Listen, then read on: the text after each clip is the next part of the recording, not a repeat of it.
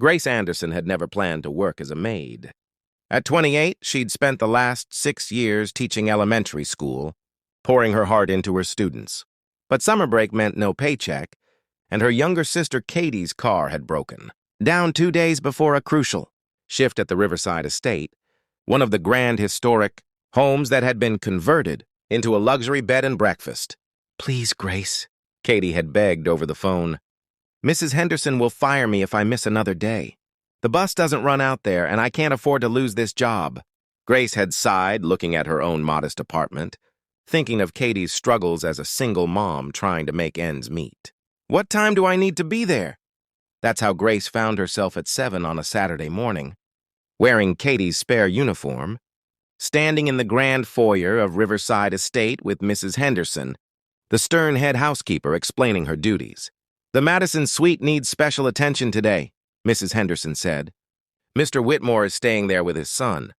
He's been here 3 weeks now, and he's particular, but fair. Just do your job well, and there won't be any problems." Grace nodded, gathering her cleaning supplies. She'd always found something meditative about bringing order to chaos, making things clean and fresh. It wasn't so different from teaching, really. Both were about creating spaces where people could thrive. The Madison suite was on the 2nd floor, overlooking the gardens. Grace knocked softly. "Housekeeping." No answer. She used her key and entered carefully, calling out again. The suite was empty but clearly occupied. A laptop sat open on the desk, business papers spread around it.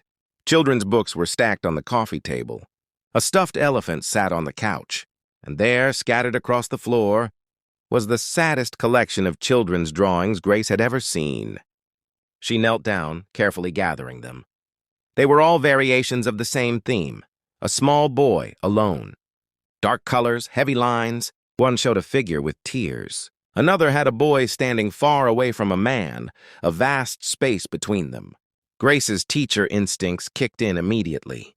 This was a child in pain, trying to communicate something the adults around him weren't hearing. She was so absorbed in the drawings that she didn't hear the door open behind her. "What are you doing with those?" Grace jumped, turning to find a man standing in the doorway. He was tall, perhaps in his mid-30s, wearing jeans and a button-down shirt, his dark hair slightly disheveled. But it was his eyes that struck her, exhausted, guarded, and deeply worried. "I'm so sorry," Grace said quickly, standing up with the drawings still in her hands. "I'm filling in for my sister today. I was just cleaning, and I found these on the floor." "I didn't mean to pry." The man's expression softened slightly. He stepped into the room, closing the door behind him. "You're not Katie." "No, I'm Grace. Katie's car broke down. I'm a teacher, actually. Elementary school. She looked down at the drawings in her hands. "I'm sorry, but I couldn't help noticing these. They concern me." Something flickered across the man's face. "They concern me, too," he said quietly. "I'm Nathan Whitmore. The boy who drew those is my son, Oliver. He's 6. Grace handed him the drawings carefully.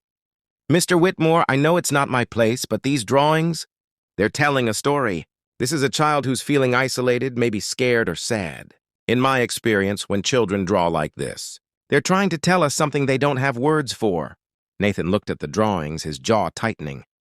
His mother died 8 months ago, cancer.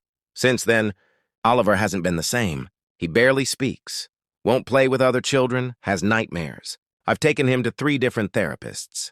I've tried everything. His voice cracked slightly.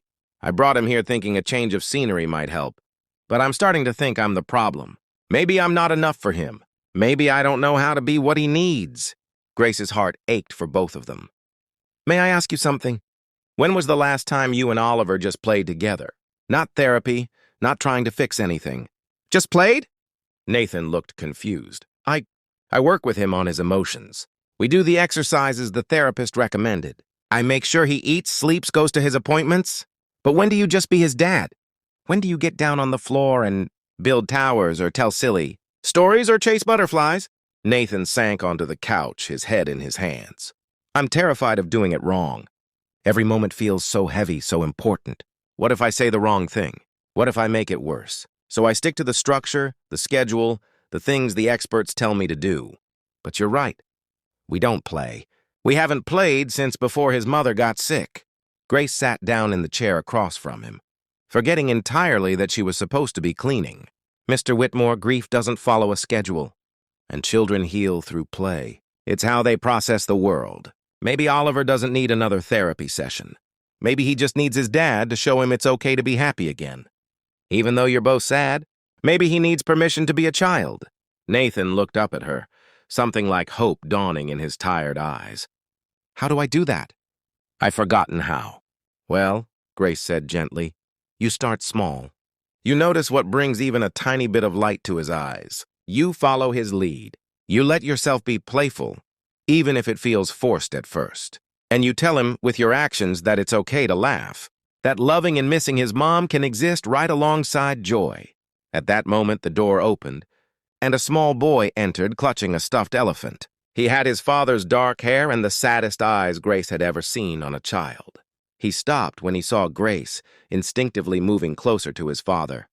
Oliver, this is Miss Grace, Nathan said softly. She's a friend. Grace smiled warmly but didn't approach. Hi, Oliver. I love your elephant. Does he have a name? Oliver looked at his father, then back at Grace. He shook his head. Well, every elephant needs a name, Grace said. When I was your age, I had a stuffed rabbit named Mr. Hopkinson. He went everywhere with me. The tiniest flicker of interest crossed Oliver's face. You know what Mr. Hopkinson's favorite thing was? Building towers out of blocks and then knocking them down. The bigger the crash, the better. Oliver's grip on the elephant loosened slightly. Grace glanced at Nathan, who nodded.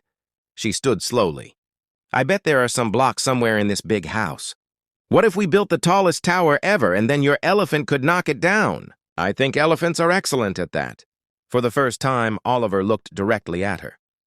Really? Absolutely. In fact, I think elephants might be the world champions of tower knocking. Should we find out?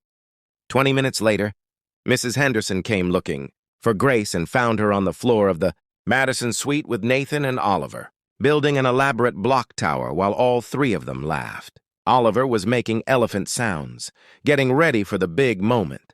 When the tower crashed down, Oliver actually giggled, a sound Nathan later told Grace he hadn't heard in 8 months. Mrs. Henderson frowned. Miss Anderson, you're supposed to be cleaning. Nathan stood quickly. Actually, Mrs. Henderson, I'd like to hire Miss Anderson privately, as Oliver's companion for the rest of our stay. Name your price, Grace, please. Grace looked at Oliver, who was already rebuilding, his face more alive than it had been all morning. She looked at Nathan, whose eyes held a desperate, grateful hope. Then she thought of her empty summer stretching ahead, of Katie's broken car, of the difference she might make. I don't want to be hired, she said softly, but I'd be honored to spend time with Oliver, and maybe teach you both how to play again. Over the next 3 weeks, Grace came to Riverside Estate every day. She taught Oliver to catch fireflies in the garden and release them. She showed Nathan how to build fairy houses from sticks and leaves. They had picnics on the lawn where Oliver told stories through his elephant. They painted rocks and hid them around the estate for others to find. Slowly, gradually, Oliver began to emerge from his grief enough to be a child again. He started talking more, asking questions, even playing with other children at the estate. And Nathan remembered what it felt like to be not just a grieving widower or a worried father, but a whole person capable of joy. One evening, as they watched Oliver chase butterflies in the golden hour light, Nathan said quietly, You saved us. Grace, we were drowning and you threw us a lifeline. You saved yourselves, Grace corrected. I just reminded you both that you're allowed to live even while you grieve. That honoring Oliver's mother doesn't mean staying frozen in sadness. It means living fully, the way she would want you to. Will you keep seeing us? Nathan asked. After we leave here? Oliver asks about you every morning, and he paused. I've started remembering what hope feels like. I don't want to lose that. I don't want to lose you. Grace smiled, watching Oliver's pure joy as a butterfly landed on his finger. I think we've all found something here we didn't know we needed. Yes, Nathan. I'll keep seeing you both, if you'll have a teacher who moonlights as a very bad maid. Nathan laughed, really laughed, for the first time in a year. The worst maid I've ever seen, but the best thing that ever happened to us.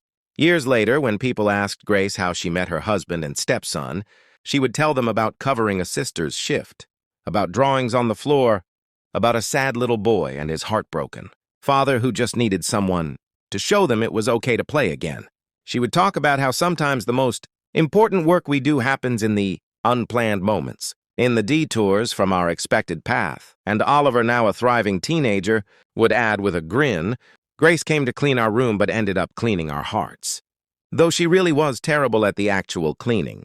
They would all laugh then, a family forged not from convenience or plan, but from a single morning when compassion looked past job descriptions and saw human need. When a teacher became a friend became family, and brokenness became the doorway to healing. Sometimes, Grace thought, the most important shifts we cover aren't the ones on a schedule. They're the ones we never saw coming. The moments when we choose to show up fully, to see suffering and respond with presence. Those are the shifts that change everything.